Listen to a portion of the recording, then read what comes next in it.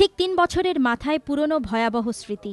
ফের আগুন উল্টোডাঙার বাসন্তী কলোনির বস্তিতে, গৃহহারা বহু মানুষ। দাউ দাউ আগুনের শিখা, আকাশ জুড়ে কালো ধোঁয়া। প্রবল ঠান্ডায় দিনের আলো ফোটার আগেই ছুটোছুটি উল্টোডাঙার বাসন্তী কলোনিতে। বাঁচার লড়াই, শেষ সম্বলটুকু বাঁচানোর লড়াই।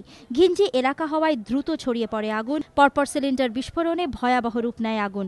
আগুন ছড়িয়ে পড়ে কলোনি সংলগ্ন ডাক আবাসনেও। প্রাণ হাতে নিয়ে পথে নেমে আসেন শতাধিক মানুষ। প্রাথমিকভাবে আগুন নেভানোর কাজে হাত লাগান স্থানীয় বাসিন্দারা।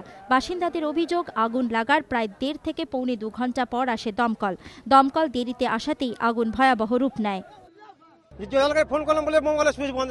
তারপর দুটো গাড়ি আসলো, তাও কোনো জল নেই, কিছু নেই। তবে আমরা পাল্টি করে জল দিতে খাল থেকে সব দিতে করছি। দমকল আসার আগে বেশি লেগে গেছে, জল নিয়ে আসতে অতটা লাগতো না। দমকল এসছে, আমাদের নিজেদের মতো নিজেরাই বাচ্চাগুলো নিয়ে বার করেছি, আর আমরা কিছু বার করাতে পারিনি।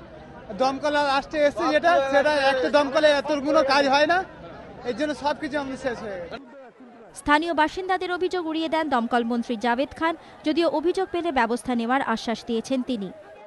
আগুনটা নিভে গেছে, এখন কুলিং ডাউন প্রসেস চলছে।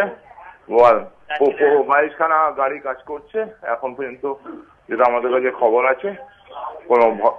কোনো ভয়ের কারণ নেই, আতঙ্কের কোনো কারণ নেই। প্রথম দিকে আমাদের খুব অস্বস্তি হয়েছিল, কারণ এত সরু জায়গা। মানিকতলায় যে ফায়ার ব্রিগেডটা রয়েছে নিয়ারেস্ট, সেখান থেকে আপনাদের জানা উচিত, কেষ্টপুরে 2:30 নাগাদ একটা বস্তিতে আগুন লেগেছে। তো মানিকতলার সবকটা গাড়ি ওখানে আমায় পাঠাতে হয়েছিল। সেই আগুনটা নেবেনি, তার মধ্যে এটা আবার লেগে গেছে।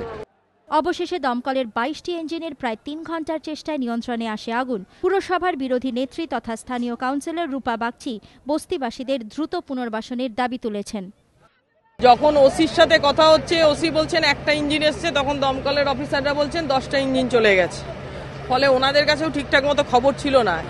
এইটা নিয়ে একটু সামগ্রিকভাবেই পরিকল্পনা করতে হবে, যে এমনভাবে তাদের ঘরগুলো করে দিতে হবে যাতে হচ্ছে এই ধরনের দুর্ঘটনায় এড়িয়ে যাওয়া যায়। আগুন নিভেছে, কিন্তু কাটেনি আতঙ্ক। 2010-এর বিধ্বংসী আগুনে ভস্মীভূত হয়ে গিয়েছিল বাসন্তী কলোনিরই একটি অংশ। এবার প্রজাতন্ত্র দিবসের দিনে বিধ্বংসী আগুন কেড়ে নিল মাথা গোঁজার আশ্রয়। বেঁচে থাকার আশা নিয়ে তবুও কালো ছাইয়ের হারানোর সম্বলটুকু খুঁজতে ব্যস্ত কেউ, কারো বা সঙ্গী শুধু চোখের জল।